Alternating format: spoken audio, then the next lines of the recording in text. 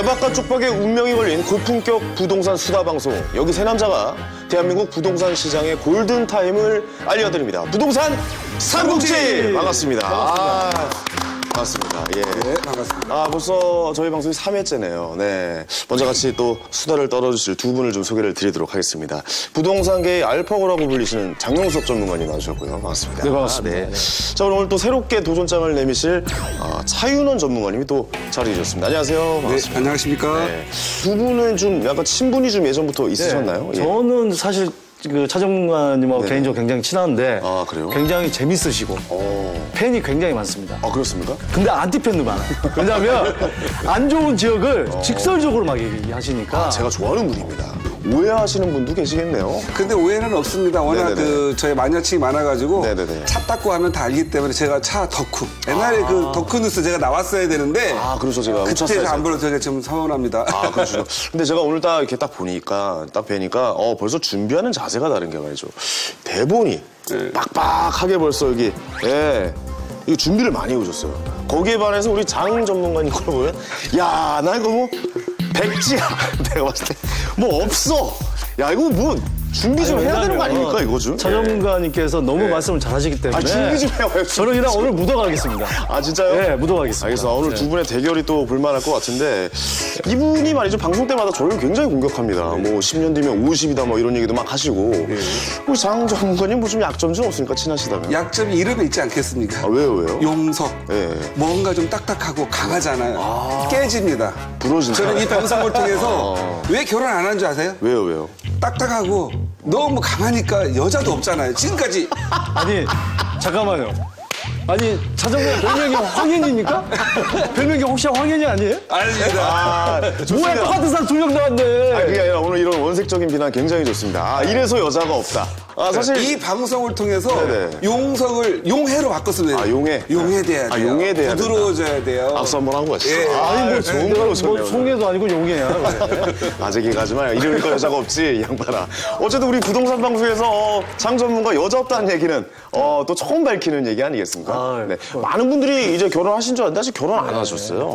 네, 제가 보니까 지난주 방송 열심히 봤는데요. 네네네. 뭐 10년 있으면 20 있으면 뭐 60 된다고 그러는데 새파랗게 젊은 놈이에요. 아직 결혼도 안 아니 했잖아요. 이거 참 마음에 드는 멘트예요. 아니 지난번에 그 황현희 씨가 10년 되면 60이다 그래서 네네네. 그때 그 부동산 삼국지 용관 검색어가 장용석 나이로 나왔어요. 그 정도예요? 그거 자꾸 오해가는 멘트 하지 마세요. 알겠습니다. 자, 본격적으로 좀 이야기를 나눠보도록 하겠습니다. 어느덧 말이죠, 3월입니다. 이 꽃피는 봄이 오는 시기인데 이 시기가 사실 좀 이사철이잖아요. 어떻게 전망을 하고 계신지 봄에는 좀 궁금하네요. 저는 지금까지의 일부 지역은 이 표현이 맞을지 모르겠어요. 화산이 폭발했다. 네. 지금 잠시 멈춰선 상태고. 활화산이었는데 아주 화산이 됐다. 그랬죠. 네네.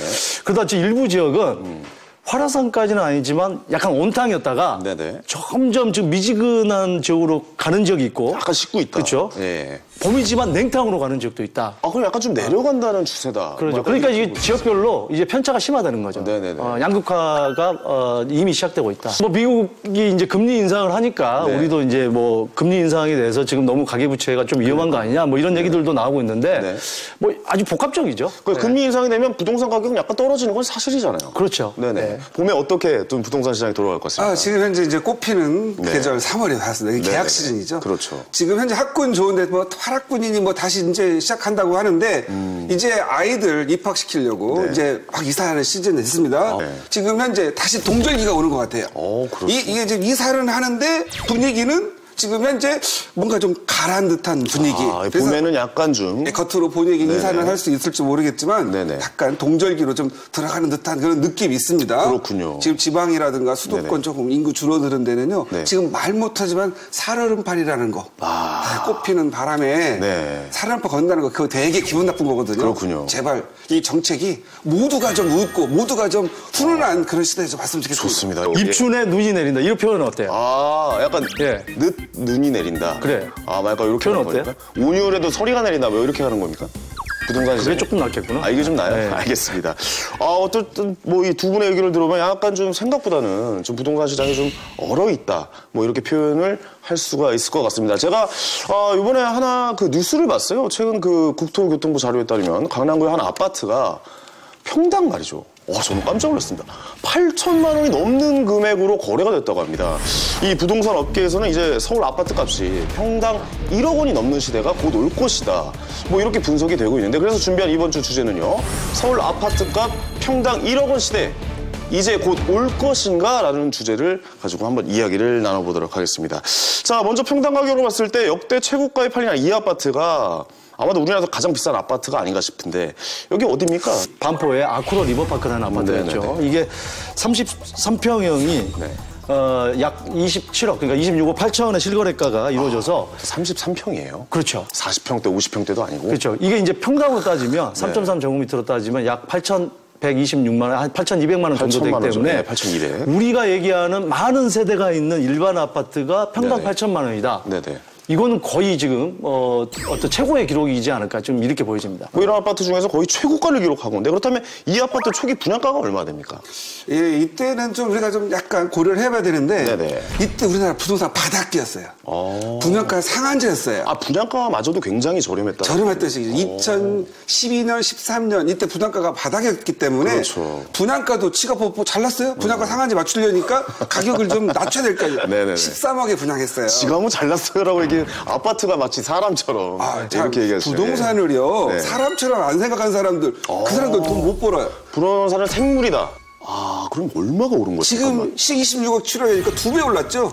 미친 듯이 올랐어요. 불과 뭐 작년 한 5년 만에. 5년 그 정도 되죠. 5년 그런데 만에 2배가. 좀 많이 오르긴 했는데 최근 들어서 작년 3월부터 오른 게 매달 막 1억씩 올랐어요. 매달이요? 한 8억 올랐으니까. 진짜 말 그대로 자고 일어나면 1,000만 원씩 올라요. 그렇죠. 흔히 뭐 우리가 경제방송에서 하기 좀 그렇지만 땡 잡았다. 그러니까 뭐 이렇게 표현할 수 있겠네요. 투자는 타이밍이잖아요. 그렇죠, 그렇죠. 모든 게 타이밍이에요. 이럴 때 연락 좀 주시지 그랬어요. 아니 당신도 많이 올랐잖아. 왜 그래? 아이, 네, 제일 많이 올랐으면서. 나는 연락하려고 했는데 네. 연락처를 안 가르쳐 주는 거야. 방송이. 거기 있잖아. 박희순. 박희순 씨 알기로서 몇 개 벌었다면서요? 조금 벌긴 좀 했는데 벌었어요. 예. 박희순 씨 열심히 공부했잖아요. 약간 그렇습니까? 진짜 북경 그때 많이 하기 때문에 네네네. 좀 조금 많이 벌은 것 같아요. 네, 어쨌든 뭐 앞으로 저랑 좀 더 친해졌으면 좋겠습니다. 저거 예. 친해지면 돈 됩니다. 알겠습니다. 어디 뭐 넥타이 메고 오신 거 보니까 캬바레 갔다 오신 거 아니지? 아니 약간 캬바레 느낌이 있네 넥타이. 제 인생이 원래 이제 블링블링을 좀 좋아해요. 예, 뭐 참 찬란하시네 뭐가. 예. 왜 그런 줄 아세요? 네네. 눈동자가 바짝바짝 하잖아요.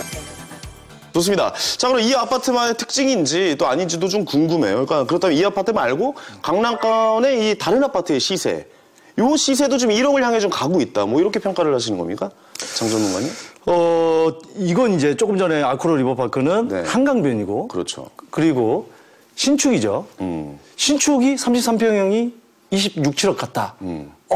굉장히 이슈가 될 수밖에 없죠. 그렇죠. 근데 지금 반포 터미널 근처에 레미안 퍼스티지나 고속터미널 그렇죠. 얘기하는 거죠? 예. 그 아파트가 지금 10년 정도 된 아파트거든요. 그 아파트. 이게 23, 4억에 거래가 됐어요, 최근에. 네네네네. 근데 그렇다고 한다면 엄청나게 기존 아파트인데 우리가 지금 흔히 요즘에 많이 오른 그 아파트가 네. 한강변의 신축이거나 아니면 재건축, 재건축이죠. 강남축, 신축이 될 재건축 이런 게 막 가파르게 뭐 반포 주공 1, 2, 4주구라든지 이게 10년이 다 돼가는 아파트. 10년이 다 돼가는 아파트가 이 정도 비싸다는 거예요. 네. 예. 그다음에 이제 이제 재건축 아파트는 말할 것도 없이 요즘에 많이 올랐죠. 그거 개인적으로 좀 궁금한데 그 뒤쪽에 그 설행 개인적인 질문을 왜 합니까 여기서? 아니 방송에서? 부동산 얘기니까요. 그래요? 예. 약간 그 지금 말씀하신 아파트가 들어와서 그 뒤쪽이 약간 죽었다. 뭐 이런 얘기도 있는데 그쪽 빌라는 가격이 어떻게 좀? 그쪽 뒤쪽은 어느 쪽입니까? 설해마을 쪽. 저 모르는 거예요. 모르네. 설해마을 뭐 알지도 모르면서 아는 척.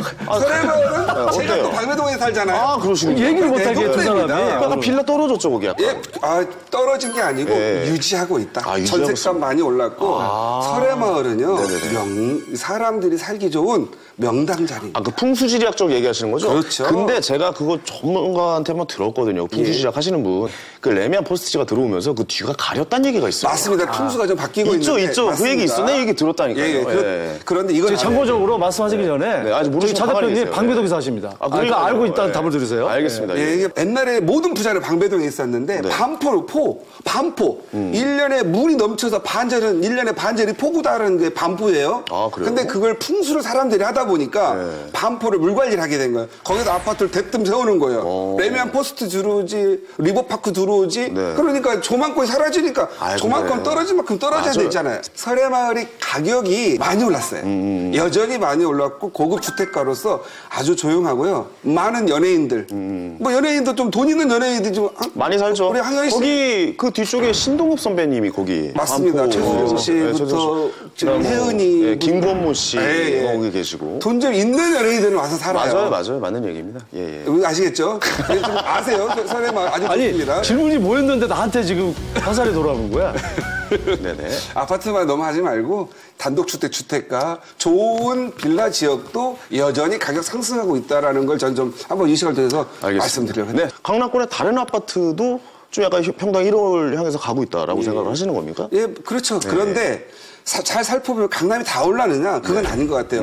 도곡동 타워팰리스. 네네. 한때 지금 현재 평당 6천, 5,800 가던 게 네. 더 오히려 지금 4,300, 3,800 떨어져 있어요. 아, 타워팰리스는 떨어졌어요? 그렇죠. 그때 명품 우리나라에서 타워팰리스 모르는 사람 없잖아요. 그렇죠. 그런데 소위 네. 명품 아파트의 1인자였던 것들이 아, 1등이었죠. 예, 네. 지금은 오히려 10년 전에 비하면 가격이 더 떨어졌다. 아니 그러면 김생민 선배는 영수증 진행하시는데 재테크 약간 실패네. 그냥 아니 근데 그거죠. 타워팰리스 이렇게 사는데. 보셔야 돼요. 예. 지금 이제 차 전문가께서는 지금 말씀하시는 게 네네네.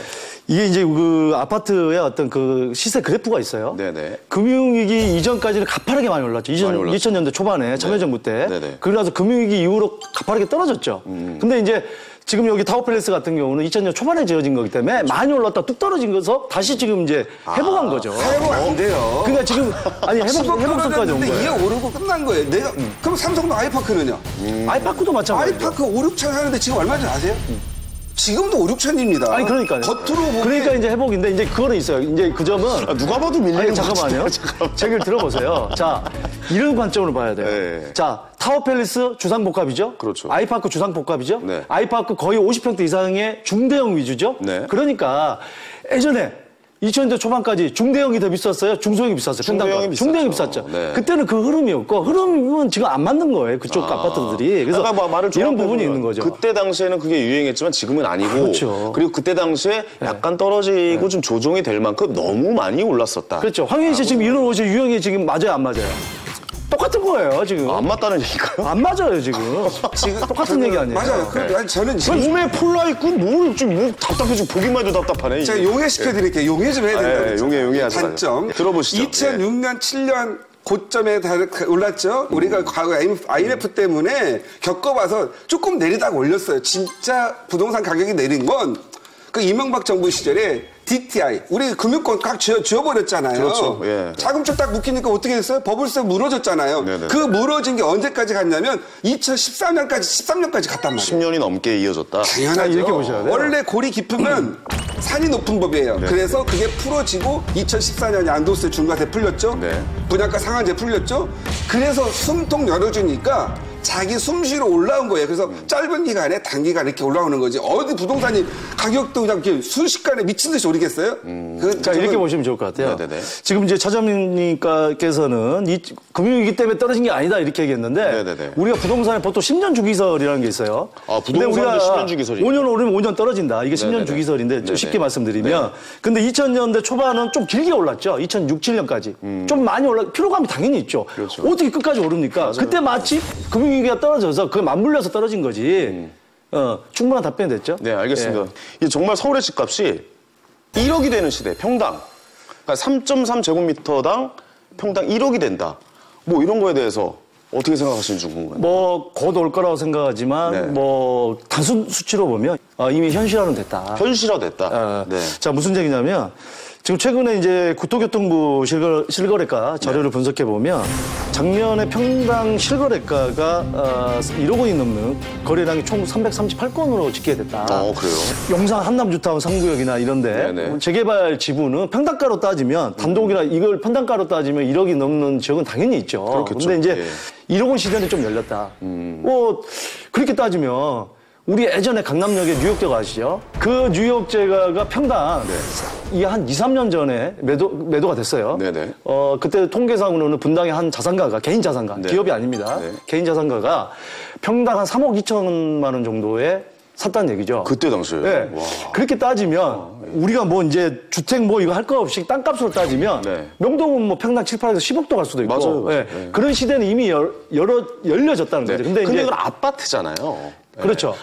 우리나라 1인당 GDP가 이번에 네네. 보니까 이제 3만 불을 거의 가까이 간 것 같아요. 네네. 2만 8천 불이다, 3만 불이다, 뭐 네네네. 하여튼 대략 뭐 3만 불이다 하자고요. 네. 네. 서울만 놓고 보면 1인당 GDP가 3만 1,000불, 2,000불 네. 이렇게 되는데 자, 중국 상해 1인당 GDP 서울하고 비교했을 때 더 높을 것 같아요? 낮을 것 같아요? 중국 사회가 낫겠죠? 우리나라보다는 아직. 그래요? 예. 똑똑하네. 예. 1인당 GDP가 한 17,000불, 2만 불이 좀 안 된다고요. 열심히 자, 하겠습니다. 베이징도 마찬가지죠. 네. 낮아요. 낮겠죠. 근데 예. 상해나 베이징 제가 재작년에 갔다 와서 조사를 해봤는데 1억 넘는 아파트, 거기도 황푸강 뭐 상해 이런 데 감 끼고 있는 거기 비싸죠. 1억 넘는 아파트가 이미 있어요. 자, 이런 먹는 아파트가 많습니까, 여기? 꽤 있어요. 아, 꽤 있어요. 예. 아직 GDP가 우리나라보다 낮은데. 낮은데. 예. 예? 그 다음에 대만 타이페이 가봤어요? 아, 대만 못 가봤어요. 대만 못 가봤어요? 네. 타이페이가 네. 1인당 GDP 대만이 네. 2만 3천 불, 4천 불 이 정도 되면 또 서울보다 못 살잖아요. 근데 놀라지 마세요. 네. 거기는 아파트가 평당 2억 가는 아파트예요. 타이페이가요? 예, 심지어 평수가 네네. 200평에서 250평. 아파트 한 채 400억에서 500억 갑니다. 그 어떤 수치를 비교를 해보자면 네네네. 서울은 훨씬 더 1억 충분히 갈 수 있지 않을까. 그런 어떤 저는 논리를 펴봅니다. 아니, 그러니까 종합적으로 결론을 좀 간략하게 좀 정리를 해보면 5년 안에 서울이 평당 1억 시대가 도래하겠다. 뭐 이렇게 말씀하시는 거죠? 자꾸 수치 정확하게 하는 거 아, 좋아하시더라고요. 우리는 짚고 던져야 되니까 멘트 실명자 가야 되잖아요. 5년 안에. 5년 안에. 5년 안에 서울 아파트 평당 가격 1억 이상이 무조건 찾아온다. 맞습니까? 6년으로 할게요. 6... 이거 저는 왜냐면 네. 제가 6년을 얘기하는 이유는 이유가 있습니다. 아, 왜 아까 뭐에 근거해서 네. 그렇게 말씀하셨어요? 저는 그 삼성동에 현대자동차 그룹이 들어오죠. 예, 들어오는데 네네. 그 집주적인 수요까지 같이 몰려오기 때문에 네네. 그 호재도 굉장히 크다고 봐요. 그래서 그게 지금 한 6년 정도는 걸리지 않고 5년은 조금 부족할 것 같아요. 아, 알겠습니다. 이거 좀 약간 신빙성 있었어요. 아이고, 좋은 예를 들으셨네, 오랜만에. 아, 좋았습니다. 자, 그럼 차 전문가님께도 좀 여쭤볼게요. 서울 아파트가 평당 1억 원 시대가 뭐 언제쯤 온다고 생각하십니까? 상위 가격에 있는 8천만 원, 7천만 원 하는 것들은요. 네. 한 10년 정도 걸릴 것 같다라는 생각이고요. 중위 가격이라는 게 중요해요. 우리 서민들이 살아야 되잖아요. 네네네. 중위 가격에는 평균 가격이 아니라 거래량 순서로 따졌을 때 네네. 100건이다. 네네. 그러면 49, 50, 51. 이 거래들은 요 층에 봤을 때는 지금 한 3천 정도 하거든요. 네네네. 그러면 이게 3배가 되려면 네. 한 제가 30년 정도 걸릴 것 같아요. 왜 30년 그러느냐? 넘게 걸릴 수 있다. 예. 경제성 공학에서 보면은요. 화폐 가치 하락률이라는 게 있어요. 내가 갖고 있는 재화가 하락률의 반비를 하거든요. 네네네. 1 플러스 R분의 N승년만큼 네. 화폐 가치가 하락을 하는데 R은 뭐냐면 물가상승률이에요. 네. 5%. 네네. 그리고 N은 연수예요. 지금 현재 물가상승률을 5에서 6% 계산했을 경우에 네네. 35년 후에 1억이라는 돈이 0.5억이 되는 거예요. 5천만 원이 되는 거예요. 네네. 그렇다면 인건비도 올라가야 되고 부동산 가격도 올라가야 되고 재화라는 것은요. 한번 선호도가 높아져서 확 뜨고 나면 다음에 쉬는 게 있어요. 성장기가 있으면 성숙기가 있다 이 말이에요. 그래서 저는 개인적으로 언제 1억 시대가 열리느냐 저는 한 10년 정도 네네. 상위층 레벨의 아파트. 상위층도 10년 이상은 걸린다. 그렇습니다. 쉬어가야죠. 그래서 그 공식에 대입하는 게 이게 몇십 년 전 공식인지는 아세요? 이거 누가 만든지는 아세요? 이거 피타고라스가 만든 무슨 소리예요? 제가 말씀 이게 경제학은요. 경제가 지나가고 나서 배우는 학문이라 이런 거 절대 중요하지 경제학자 않습니다. 케인즈께서 네. 이런 말을 했어요. 케인즈가 몇 년 전 인물인데 이게. 케인즈 자유경제학을 얘기하신 케인즈가 그렇죠. 이게 언제적 얘긴데요. 1800년대 후반지 정도. 케인즈는 UFC 그 헤비급 챔피언 아닌가? 이게 무슨 소리야 지금. 선행해서 진짜.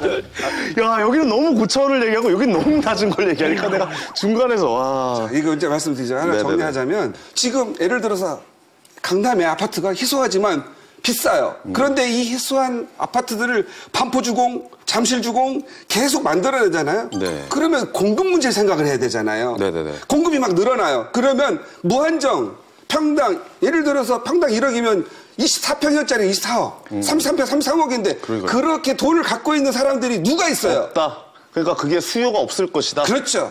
그래서 비록 후행적이지만 네네네. 수요 공급도 예측을 할 줄 네네. 알아야 되고. 그러니까 차 전문가님은 약간 그 말씀이신 것 같아요. 지금 일반 아파트가 이제 평당 8천만 원까지 갔는데도 불구하고 예.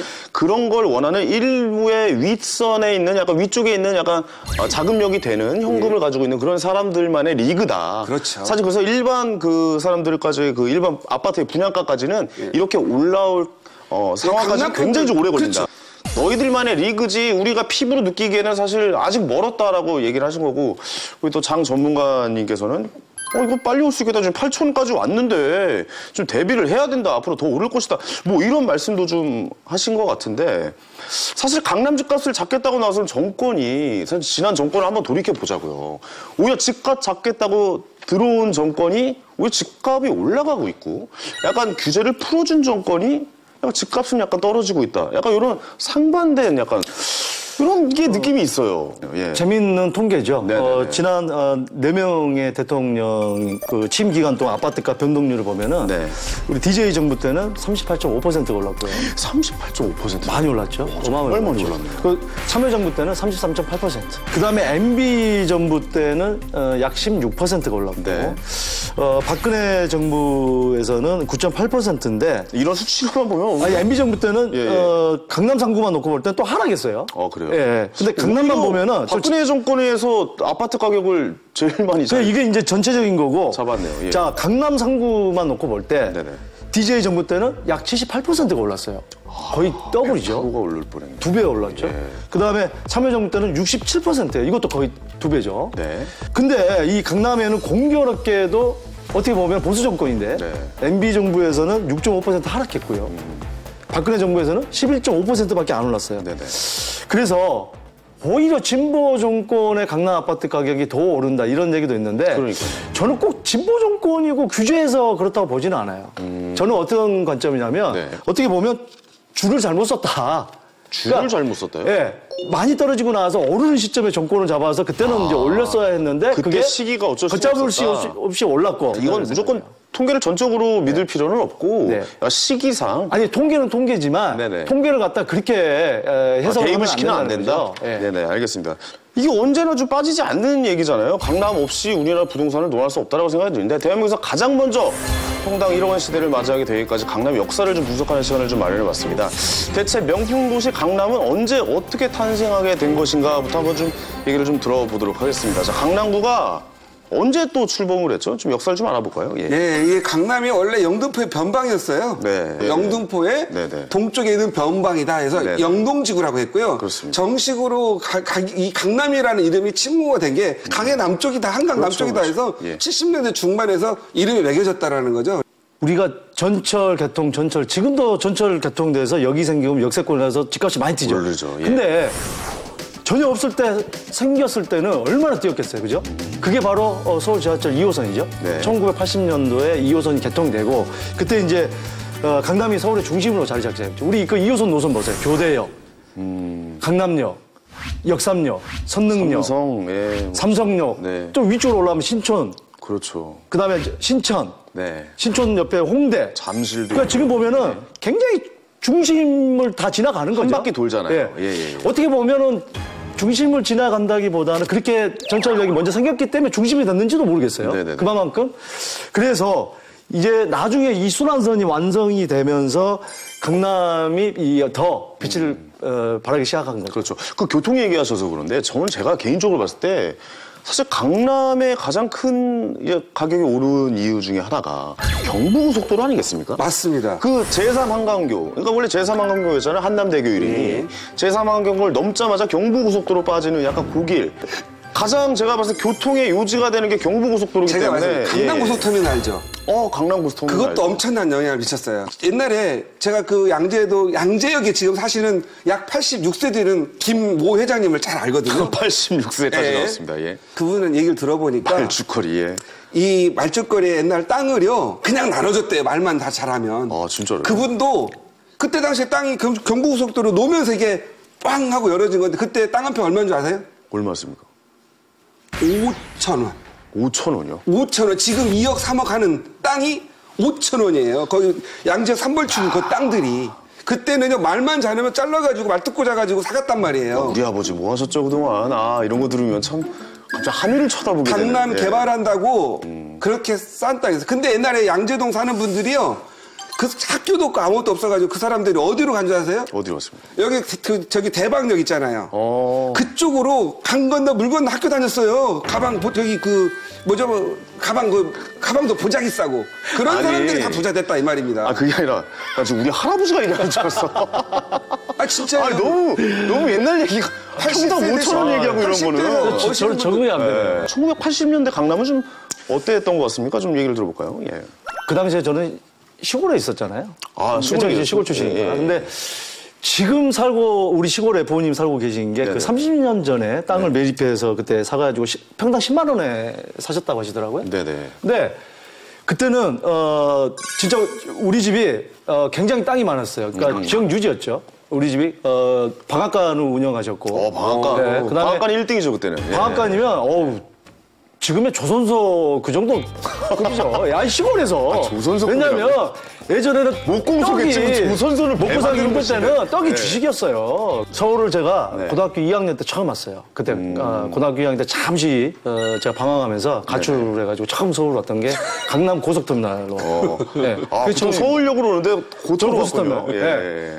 예. 그게 이제 강남의 시작이었고. 그게 뭐, 야, 서울은 역시 다르다. 성공했네요, 건물도 그러면. 높고, 네. 차도 많고.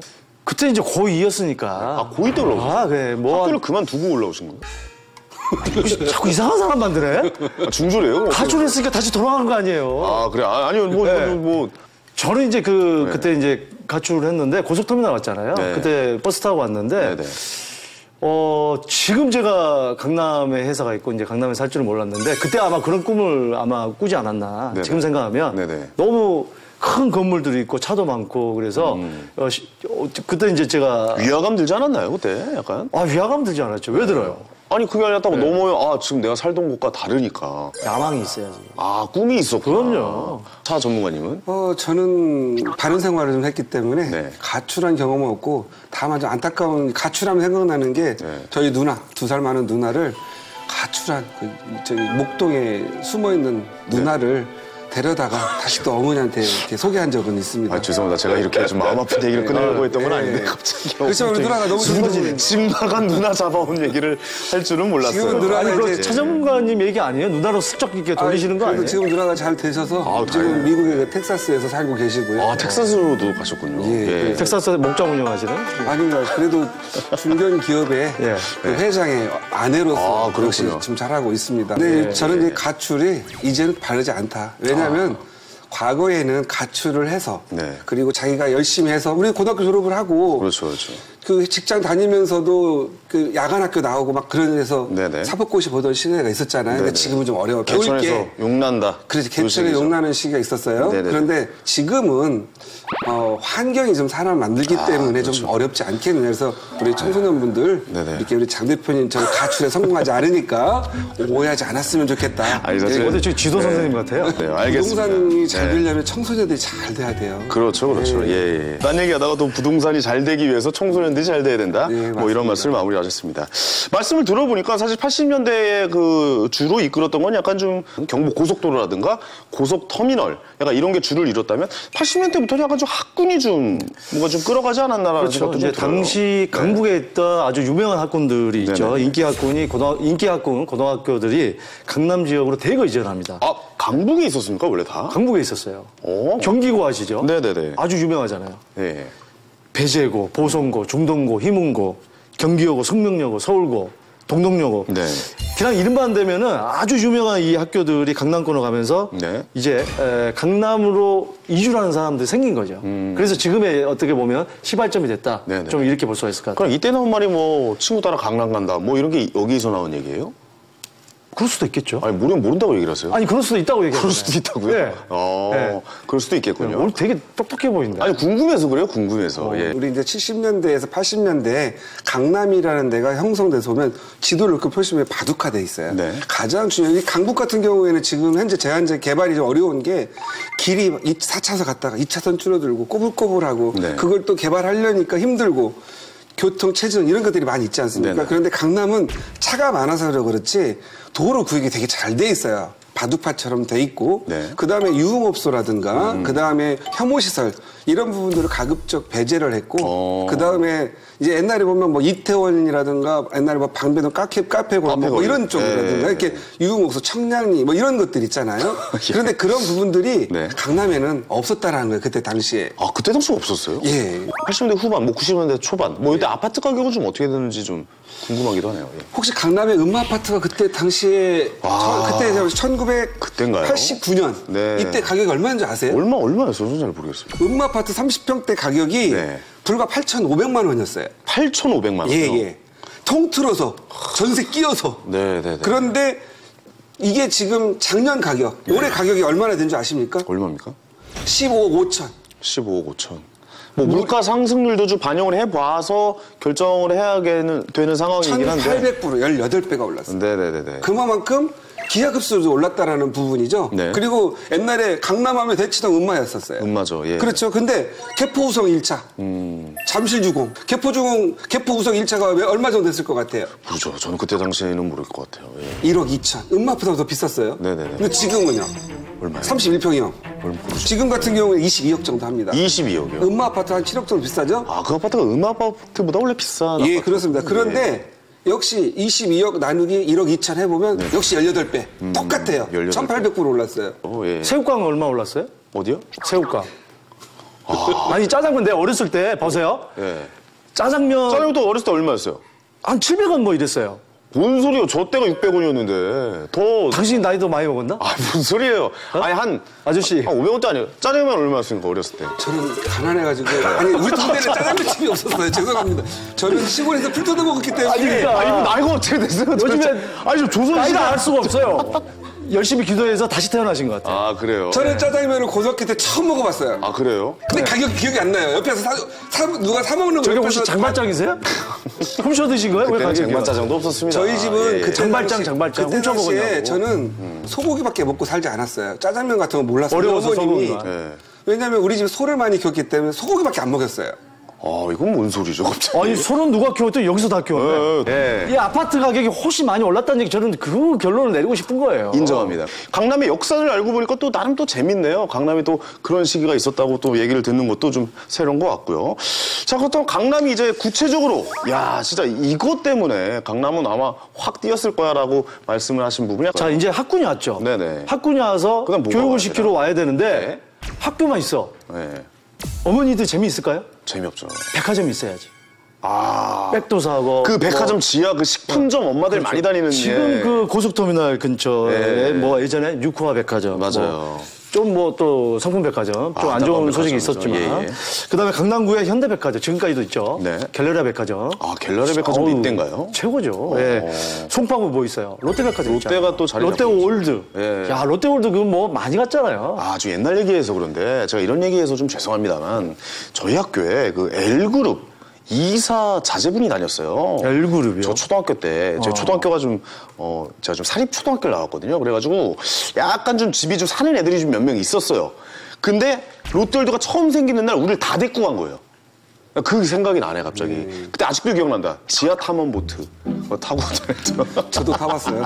아, 지하 탐험 보트 타보셨어요? 지금도 있을 거예요. 아, 짜장면은 못 먹었지만 지하 탐험 보트. 네, 그렇습니다. 예. 그래서 저는 대학을 졸업하고 탔다라는 거. 아, 대학 졸업하시고. 어느 시대 분이에요? 6.25 겪으셨는지 좀 궁금하네요. 예. 알겠습니다. 그래서 좀 계속 이야기를 나눠보도록 하겠습니다. 어쨌든 쇼핑몰, 백화점, 이게 또 이런 게 또 들어서면서 강남 땅값을 더 견인하는. 그렇죠. 여러 가지 역할을 했다. 욕구를 채워줘야 되니까. 네네네. 네. 그리고 고층 빌딩도 많이 올라왔잖아요. 그때 당시. 네, 맞습니다. 네네. 고층 빌딩, 그 다음에 오피스, 특히 강남 테헤란로, 네네. 강남역, 성능역, 역삼 성능역, 삼성 테헤란로. 무역센터 이렇게까지 예. 엄청나게 돈이 들어오는 부분인데 네.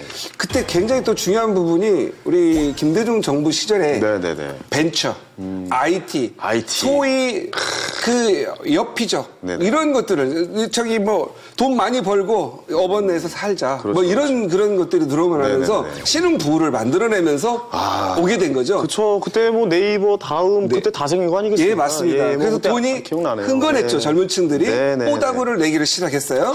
아, 폼이 나기 시작했다. 예. 그런데 더 중요한 부분. 네네. 그때 차량이 엄청나게 늘어나게 돼요. 자동차. 예. 소비가 많아지면 경제가 활성화가 돼서 잘 돌아갈 것이고 요때를 거의 강남의 이제 부동산의 최고점으로 가고 있는 시기다라고 뽑아주신 것 같습니다. 예, 맞습니다. 자, 그럼 이때부터 이제 강남 불패가 시작되면서 지금까지 좀 이어져 왔다. 뭐 이렇게 봐도 되는 거죠? 그건 아니죠. 그건 아니에요. 늘 호시절만 있었던 건 아니죠. 네네네. 자, 1997년 IMF. IMF 터졌죠. 그 시절에 IMF가 터지고 네. 딱 2년 동안 고생했는데 지금도 생각납니다. 그때 DJ 정부가 이제 그 마지막 김영삼 정부에서 DJ 정부 들어서면서 그렇죠. 예. 그때 바로 그 어떤 회복을 좀 했던 것 같아요. 짧게. 금모기 운동부터 시작해가지고 국민들이 똘똘 뭉쳐서 잘 해결했죠. 그래서 그 기업들이 다시 살아나고 이 강남을 중심으로 해서 여러 기업이 이제 크게 이제 성장을 했던 시기가 되지 않았나. 네네네. 그렇게 보여집니다. 알겠습니다. 어떻게 보십니까? 이때부터 쭉 이제 올라왔다라고 보시는 맞아요. 겁니까? 그때 네. 이제 소위 아파트 평당 1,000만 원씩 상상도 못했던 시기였거든요. 네네네. 500, 600 비싸다고 하던 시기에 평당 1,000만 원을 넘어서면서 네. 너무 가파르게 2,000만 원까지 가게 되잖아요. 그러다 보니 지금 뭐 6천 이렇게 되는데 네. 제가 봤을 때는 그만큼 또 정부에서도 돈을 많이 푸는 시기인 것 같아요. 네네네. 그냥 돈만 벌 수 있고 우리 그때 당시에 10,000개의 기업을 만들어서 30%만 살아도 3%만 살아도 우리 먹이 살린다 해서 그만큼 IT 강국이 됐고요. 네네네. 그래서 그만큼 젊은 층들이 또 많이 돈을 번 시기였다. 역시 2013년 이때부터 이제 또 꿈틀꿈틀 되더니 강남 쪽에서 약간 뭐가 좀 나오면서 또다시 부동산이 쭉 이제 상승폭을 그리고 있어요. 강남에서 뭐가 나왔어요? 재건축이죠. 그렇죠. 예, 재건축에 대해서 자, 얘기 좀 해주세요. 지금 분위기랑 네. 정반대였다고 보시면 돼요. 지금은 예. 계속 불을 끌려가잖아요. 좀 약간 좀 119 내려와서 계속 지금 소방수. 네. 근데 그 당시에는 불을 지피려고 했어요. 왜? 계속 떨어지니까. 재건축보다도 저는 한 가지 의견이 있는데요. 네. 이게 그 수요 공급을 같이 풀어줬다 이렇게 보시면 있는데 가장 결정적인 게 박근혜 정부 들어와서 2014년경에 양도세 중과세를 해제를 했어요. 네네. 그러면서 월에 분양가 상한제를 풀었습니다. 네. 기업 보고 마구 공급하고 또 수요를 만들어줘야 되겠습니까? 양도세, 중과세. 양도세가 두 채 이상이 50%, 네. 세 채는 60% 중과세니까 투자를 안 하잖아요. 그걸 그렇죠. 풀어주고 일반 과세 3에서 36%를 낼 수 있게끔 만들어줬단 말이에요. 네. 그러다 보니까 이제는 옛날에는 똘똘한 거 하나가 대형 평수였잖아요. 네. 중과세를 풀으니까 어떻게 돼요? 여러 채를 사는데 소형으로 여러 채를 사는 거죠. 그렇죠. 예. 그게 사실은 부동산 가격을 많이 올리게 됐고 그러면서 2014년, 15년 들어오면서 이게 이제 터진 거라고 얘기를 그렇죠. 하시는 거군요. 예. 아니죠. 2015년경 그때 네네. 이때다. 지금 네. 가격이 있잖아요. 부동산 가격 분양 가격이 낮으면은요. 네네. 재건축하라고 해도 못합니다. 그렇죠. 예. 그런데 어느 정도 왜냐하면 이주해야 되죠. 건축비, 시공사, 시공비 내야 되죠. 하면 안 남잖아요. 네네. 그래서 2014년, 15년 가격이 어느 정도 올라주니까 너도 나도 재건축을 하고 달려들기 시작했다. 거기에서 이제 이주 수요가 발생되는 거죠. 네네. 그러다 보니까 가격이 더 많이 오를 올랐다. 수밖에 없다. 이렇게 예, 보시면 됩니다. 알겠습니다. 자, 이렇게 얘기를 좀 강남 이야기를 좀 들어봤는데 저 같은 약간 소시민은 말이죠. 현금 없는 이런 소시민들은 강남이가 너무 남의 이야기가 아닌가라는 생각이 들어서 좀 마음 한켠이 씁쓸한데요. 사실 뭐 저도 1억 원의 시대가 올 것 같다는 생각이 들고 갈수록 더 비싸질 텐데 현금이 많지 않은 사람들에게는 또 내 집 마련의 기회가 좀 아무래도 좀 적지 않겠습니까? 여기에 대해서 어떻게 좀 기회를 어떻게 잡아야 되는지도 좀 궁금하네요. 지금 그러니까 우리가 강남만 해도 네. 뭐 제일 비싼 아파트가 33평 26억에 거래될 정도로 이건 뭐 접근하기 힘들잖아요. 네네. 근데 지금 약간의 주거 트렌드가 조금 변하지 않을까 저는 그렇게 생각을 해요. 이제는 소형 주택이 예전에는 그렇게 쳐다보지 않았지만 네. 지금 예를 들자면 뭐 삼성동의 히스테이트 같은 경우 전용 13평, 4평이 네. 10억을 간단 말이에요. 근데 그런 거에 비추어 볼 때 조금 우리가 소위 얘기하는 뭐 빌라, 다세대 주택 같은 경우가 예전에 곽강을 받지 않았지만 네. 그런 것도 뭐 노려볼 만하다. 12평 뭐 실사용 면적 이렇게 된 것들은 한번 노려볼 만하지 않을까. 소형주택의 범위를 대략 몇 평 정도, 그러니까 어느 정도? 정확하게 뭐 그렇게 얘기하기 힘들겠지만 우리가 사실은 20평 이하로 좀 소형 주택 그것도 15-16평 이하로 보면 좀 좋을 것 같아요. 네, 15평 이하가 소형주택에 예. 속할 수도 있다라고 말씀을 하신 것 같고요. 자, 그렇다면 요즘 부동산 시장에서 소형주택의 거래가 좀 활발하게 이루어지고 있습니까? 어떻습니까? 최근 아시다시피 제가 양도세 중과세를 풀면서 결국은 법적 논리로라도 소형 주택을 취득하게 됩니다. 왜냐하면 큰 평수는 관리비도 많이 들어가고 또 수요도 많이 없고 헷갈적가 되지 않겠어요? 네. 그러다 보니까 대형 평형 시대에서 소형 평형 시대로 이미 바뀌었다. 그리고 인구가 지금 현재 1인 2인 독신 세대가 500만 원씩 되고. 이 둘만 해도 좀 혼자 살고 있잖아요. 네, 이거 얼마나 안타까운 현실이에요. 알았어요. 그만 좀 하세요, 아버지. 알겠습니다. 결혼할게요. 알았어요. 예. 알겠습니다. 계속 좀 이야기를 나눠볼 텐데, 그럼 소형주택 중에 어디를 좀 노려봐야 됐다. 뭐 이런 게 좀 있을까요? 이거 우리 찝어드리죠. 네, 소형주택은 사는 노하우가 필요해요. 네네네. 소형주택을 잘못 사면은요, 상가집 돼요.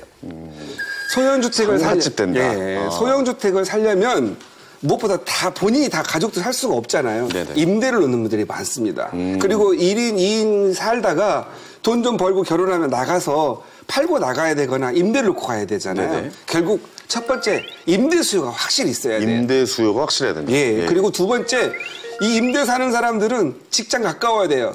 교통이 좋아야 돼요. 역세권이거나 버스 이런 부분들이 확실하게 교통이 좋아야 됩니다. 그렇죠. 네. 학군이 필요하진 않아요. 소형주택은. 왜? 아이를 키우는 애들은 방 2개, 3개가 필요하잖아요. 네. 결국 1인, 2인 주거를 하기 위해서 만들어진 그런 부분이란 말이에요. 네. 그 다음에 이제 아무래도 업무 시설이 가까이 있어야 돼요. 왜냐하면 소형주택들은 주차장이 좀 완비가 안 됩니다. 네. 그러다 보니까 주차는 차는 회사 거 쓰고요. 본인은 걸어와요. 그리고 돈을 모아야 됩니다. 그래서 소형주택 같은 경우에는 이런 한 3가지 정도를 맞추고 간다면 괜찮고요. 네네. 혹시 소형주택 사신 분 살다가 네. 결혼하면 안 팔고 월세 받을 수 있는 그 꼭 먹고 알 먹기 이런 거죠. 생각할 수 있는 아니, 분이. 지금은 이제 아파트를 말씀하시는 거죠. 아파트든 뭐든. 오피스텔은 어떻습니까? 오피스텔도 네. 저는 개인적으로 제가 알기로 저의 그 가지고 있는 상식에는 오피스텔은 웬만하면 좀 이제 거래가 안 된다. 예. 그렇기 때문에 함부로 들어가서는 안 된다라는 생각을 좀 갖고 있거든요. 옛날 얘기 하시는 그것도 옛날 얘기입니까? 진짜. 아. 저보고 옛날 사람이라고 하는데 아니, 손 키운 얘기 하시고 저한테 옛날 얘기 하면 어떡합니까? 왜냐면 이제 예. 오피스텔이 주거용 오피스텔이 나오면서 요즘 젊은이들 사실 결혼하고 살아야 되는 돈은 없잖아요. 10억짜리 사야 되잖아요. 근데 오피스텔은 반값 이하면 살 수 한 있거든요. 5억, 4억 그렇죠. 뭐 정도죠. 그렇기 네. 때문에 오피스텔이 오히려 소형은 지금은 각광받고 있다. 그러니까 오피스텔도 충분히 투자할 만한 가치가 있는 곳이다 요즘에는. 예, 그렇습니다. 그 대신 약간 좀 그 지역의 교통편이나 그러니까 이런 점을 잘 좀 봐서 그렇죠. 예, 해야 된다. 오피스텔은요. 라는 말씀이죠. 이 OP 잘못 사면 P를 5번 보니까 OP 이렇게 될 수가 있어요. 네, 알겠습니다. 그러니까 잘 사야 돼요. 그것도. 네, 알겠습니다. 이렇게 해서 좀 소형주택의 좀 앞으로의 전망은 어떤지 좀 이야기를 나눠봤습니다.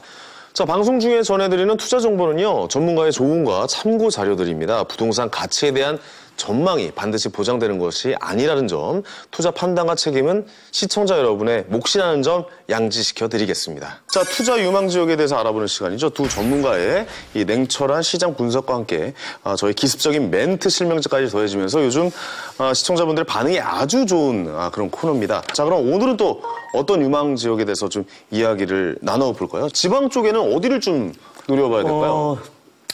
일단 뭐 지금 현 정부에서 네네. 스마트 시티라고 들어보셨어요? 스마트 시티 네, 들어봤죠. 그래서 이제 부산 예. 세종시 네네. 시범 도시가 세종시. 근데 부산의 그 에코델타 시티라고 해서 거기 좀 그 강서구 쪽인데 네네.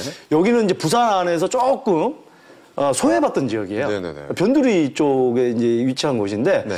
자, 이 지역이 조금 저는 이렇게 봅니다. 자, 부산이 가파르게 뭐 한 2, 3년 동안 70%, 80% 많이 올랐어요. 그 해운대구나, 해운대, 뭐. 수영구나, 수영구에 뭐 네. 삼익빛이나 이런 아파트들은 엄청 많이 재건축의 바닷가에 엄청나게 올랐어요. 이 서울 다음에 도시 부산이거든요, 제2의 도시가. 네네네. 근데 부산에 지금 계속 끌어오르다가 청약 조정 대상 지역으로 묶이면서 네. 7개구가 해운대구, 수영구 그러면서 거기도 웃겼죠. 예.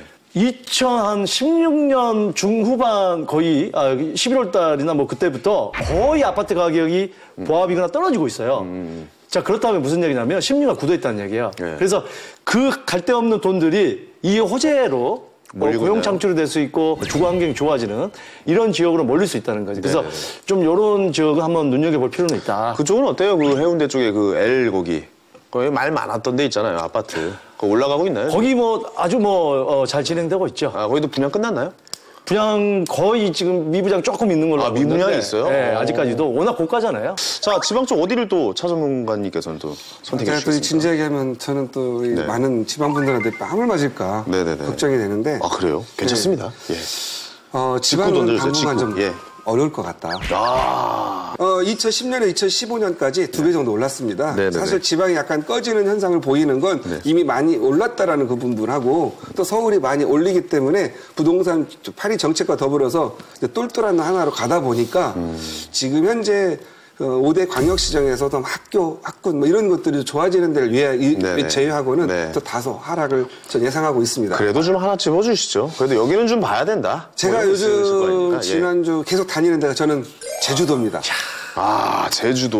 네. 왜요? 좋잖아요. 제가 왜 제주도를 갔냐면요. 미분양이 좀 있잖아요. 그런데 이 미분양이 좀 빨리 왔어요. 아니, 근데 제주도는 약간 중국 쪽 그 자본 그렇죠. 투자가 좀 빠져나가면서 많이 좀 하락하고 그래서 있다. 빨리 왔다고 하잖아요. 아, 요게 기회다? 그렇죠. 네네. 중국 사드 영향을 받으면서 네. 이 부동산 정책과 관련 없이 사드의 영향을 받으면서 중국산에 오지 않고 투자 붐이 죽었어요. 네네. 그러면서 미분양이 그때부터 발생이 됐거든요. 아까 이런 말씀하셨죠. 위기가 지나면 가격이 오른다고. 네네. 과연 위기가 지나면 먼저 오를 때가 어디를 고심을 많이 했는데 저는 제주도 같아요. 제주도. 지금 현재 제주도가 제주항공공사 제2공항, 네. 제주 제2공항, 지금 현재 국제공항 주변 땅 지금 보상해가지고 막 개발 들어가거든요. 아니, 근데 제2공항 말씀하셨는데 여기 반대하는 세력도 어마어마하잖아요, 사실. 모든 이게 근데 일에는- 공항이 안 들어올 수도 있다는 얘기 아닙니까? 저는 들어올 수밖에 없고. 만약에 안 들어오면 폭락할 거 아닙니까? 그건 다 상관없어요. 왜냐하면 제주 공항에서 들어오는 현재 인구만으로도 네. 100만 시간 열어갈 수 있다라는 부분인데 네네네. 더 많이 오느냐 안 오느냐는 부분이거든요. 지금 현재 제주항공공사가 크루즈를 전 세계에 있는 크루즈를 유치하려고 공사도 그렇군요. 거의 2조 원 정도 투자한다 하거든요. 네네네. 그다음에 신화 역사월드가 벌써 2,000명, 이제 앞으로 하고 3,000명도 더 채용을 한다고 하는데 부동산 투자는 어떤 타이밍인데 네. 타이밍을 잘 잡으려면요. 상상력이 좀 있어야 돼요. 지금을 보지 말고 네네네. 3년, 4년 후에 어떤 모습일까? 왜냐하면 우리 부동산이라는 거 한번 사면 네. 기본적으로 양도세니 뭐니 생각하다 보면 네. 2년 이상 갖고 게 되거든요. 네네. 그래서 저는 3, 4년 후에 제주 위기가 지나면 가격 상승이 오거든요. 제주도는 위기가 일찍 왔어요. 네. 사드라는 그 문점 때문에. 그래서 위기가 좀 빨리 해체되지 않겠느냐. 그래서 알겠습니다. 제주도를 관심 있게 보고 있습니다. 아, 많이 찝어주시네요, 오늘. 이게 막판에 또 지방 쪽에는 제주도까지. 자, 드디어 부동산 시장의 골든타임을 알려드리겠습니다. 그동안 사야 할까, 팔아야 될까, 자, 지금 갈아타야 될까 고민 여러분들 많으셨죠? 자, 이제 더 이상 혼자 고민하지 않으셔도 됩니다. 자, 아래 보이는 전화번호 02-6938-2055.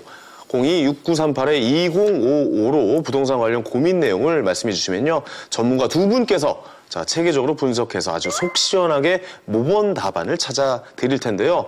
자, 부동산 관련 고민만 받습니다. 방송 이후에도 상담 접수는요, 계속 가능하니까요. 망설이지 마시고 연락 주시기 바랍니다. 자, 저 고민 상담만 받는데, 아니, 마음에 드는 여성분이 전화를 절로, 장윤석 씨 만나고 싶어 이러면 저를 전화해도 돼요? 고맙죠.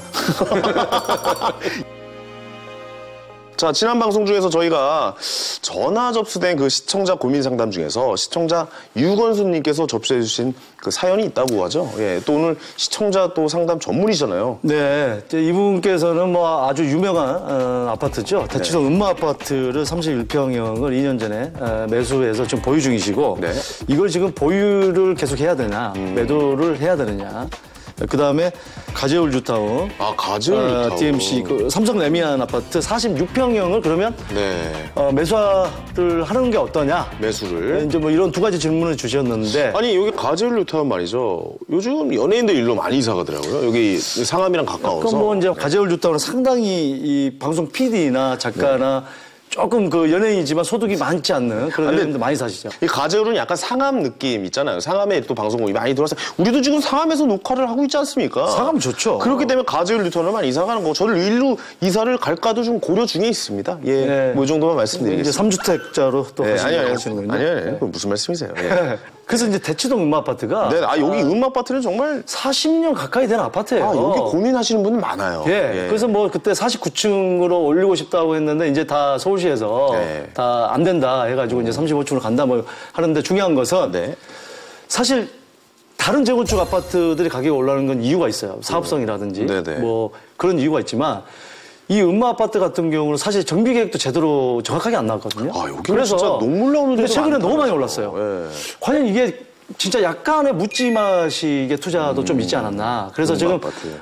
최근에 굉장히 단기간에 급등을 했다. 네네네. 그래서 지금 이 정부의 분위기가 네. 어쨌든 간에 이 우리나라의 아파트 가격을 올리는 바로 이 강남 재건축을 바로 불을 끄겠다고 하는 시점이에요. 그래서 지금 안전진단도 강화하겠다 뭐 이런 얘기들이 나오잖아요. 네네. 좀 그런 시점에서 이건 단기간에 많은 좀 시세 차익을 보셨기 때문에 이거는 좀 매도를 쪽으로 좀 오히려? 뭐 정리를 해보면 어떨까 하는 생각이 들고 네네. 지금 가재울 뉴타운은 네. 자 이렇게 보시면 좋을 것 같아요. 자 방송국이 상암동에 있죠. 네. 가장 가까운 아파트가 어디입니까? 상암. 상암 아파트 네. 월드컵 이게 지금 뭐 월드컵 파크. 월드컵 파크. 자 예. 여기가 30평대가 네네. 지금 한 7억 중반 정도 가거든요. 여기 4단지 같은 경우. 아, 많이 올랐네요. 예. 예.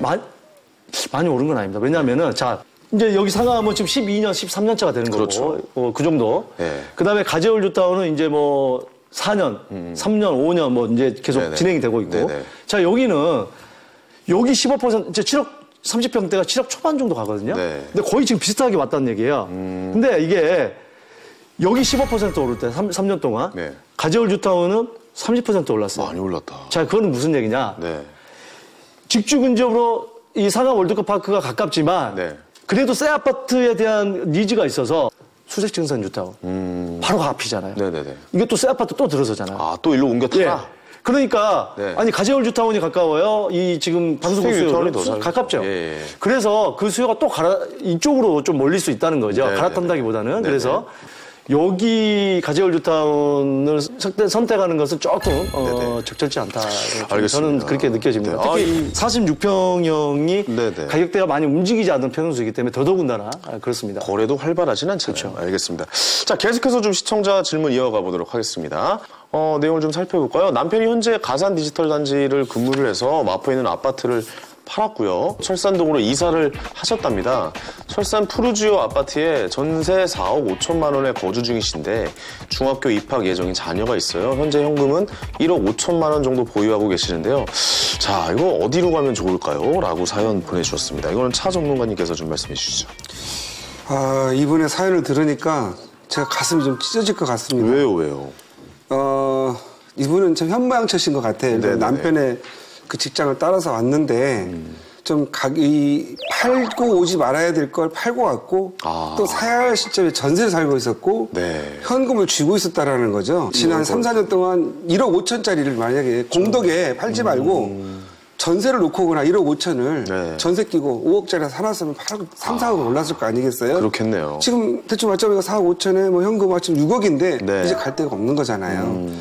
지금은 그나마 서울 다 올라가서 더 오를 때는 없기 없죠, 때문에 이제. 철산에 네. 전세를 사시는 게 더 좋겠다. 아. 그리고 1억 5천 가지고는 이제 서울 괜찮은데 투자하기 힘들거든요. 네. 한 1억 정도를 대출을 받아서 네.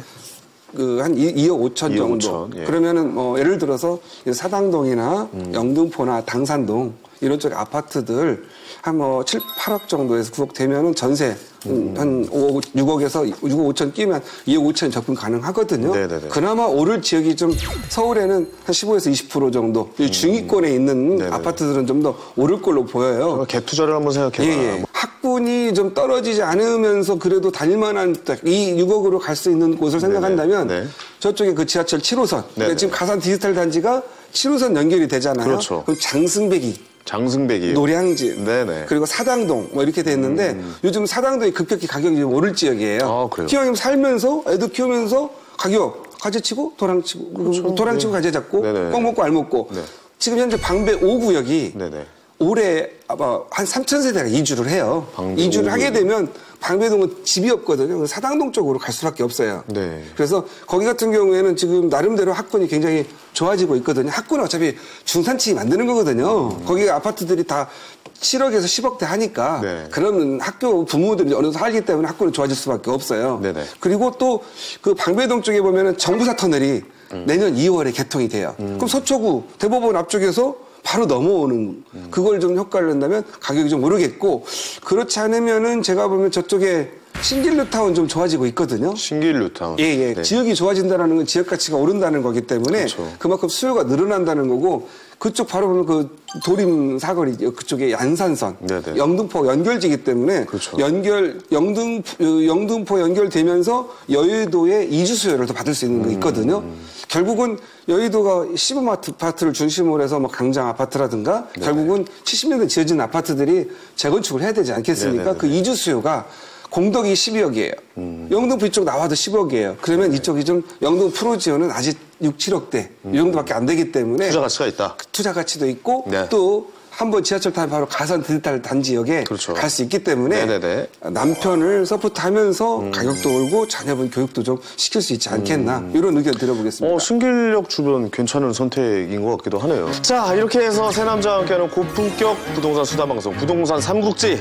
저희는 또 4월 달에 또 소위 꽉 찬 부동산 소식으로 인사드리도록 하겠습니다. 저희는 부동산 삼국지!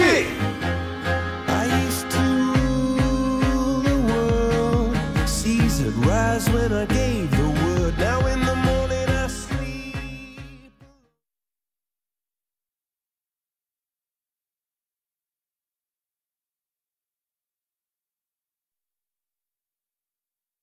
대한민국 부동산 시장의 골든타임을 알려드립니다. 부동산 삼국지! 반갑습니다. 어느덧 말이죠. 3월입니다. 봄이지만 냉탕으로 가는 집도 있다.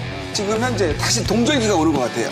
뭐 이렇게 얘기할 수 있겠네. 투자는 타이밍이 있잖아요. 그렇죠. 모든 게 타이밍이에요. 모르는 거예요. 모르네. 서양을 뭐 알지도 모르면서 근데 안티팬도 많아요. 직설적으로 막 얘기하시니까. 제가 좋아하는 분입니다. 우리는 직구 던져야 되니까 멘트 실명서 가야 되잖아요.